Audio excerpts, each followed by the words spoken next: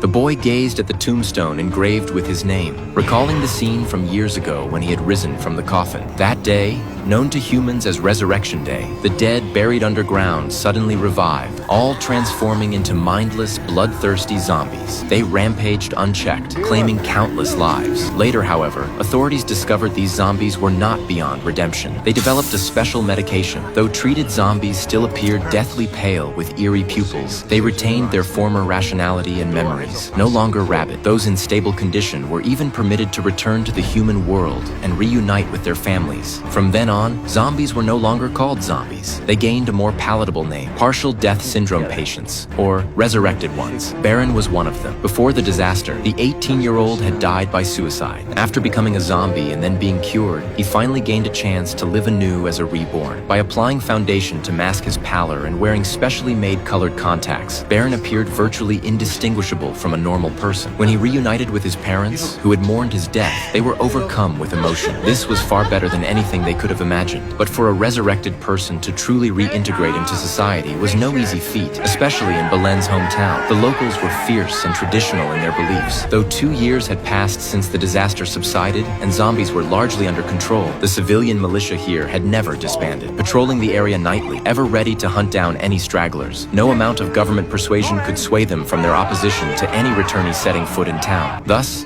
on the journey home, the moment his parents spotted someone ahead, they hurriedly hid Baron in the back seat. After much effort, they finally brought him home. Soon after, a caregiver specializing in semi-zombie syndrome knocked on the door, delivering a list of strict precautions. She then pulled back Belen's collar, located a dark orifice at the base of his neck, and injected medication into it. This drug required daily administration to suppress viral outbreaks, but it also reawakened memories from Belen's time as a zombie. For safety, Belen was confined to the house, forbidden from going anywhere. Reanimated beings didn't require food, yet to appease their parents, Belen still sat at the table wielding knife and fork, pretending to eat air. Coincidentally, his younger sister, Aina, served in the volunteer army. Having personally killed countless zombies, her reaction to finding her zombie brother at home was intense. I'm not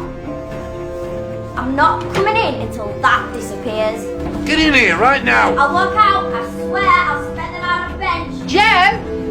Belen silently retreats to his room without complaint, yet Aina knows deep down that this is her real brother, not some monster. Late at night, hearing Belen recall their childhood memories, Aina breaks down in tears. She begins trying to accept this resurrected new brother, but soon after, Aina hears over the walkie-talkie that the volunteer army is rushing over to eliminate a resurrected being nearby. Her first thought is that her brother has been exposed, so the family armed themselves fully, waiting vigilantly for the volunteer army to arrive, ready for a showdown. But at the last moment, they discovered the volunteer army's target was the house across the street. It turned out the elderly neighbor's wife had also quietly returned as a resurrected being. The volunteer army leader now intended to execute her on the spot. The old man pleaded desperately, insisting they were longtime neighbors and there was no need for such ruthless extermination. The leader aimed his gun at the back of the old man's head, but couldn't bring himself to pull the trigger. She looked too much like a real person. He couldn't go through with it. Yet the leader didn't give up. He walked up to the old man. Why'd your eyes look like mine?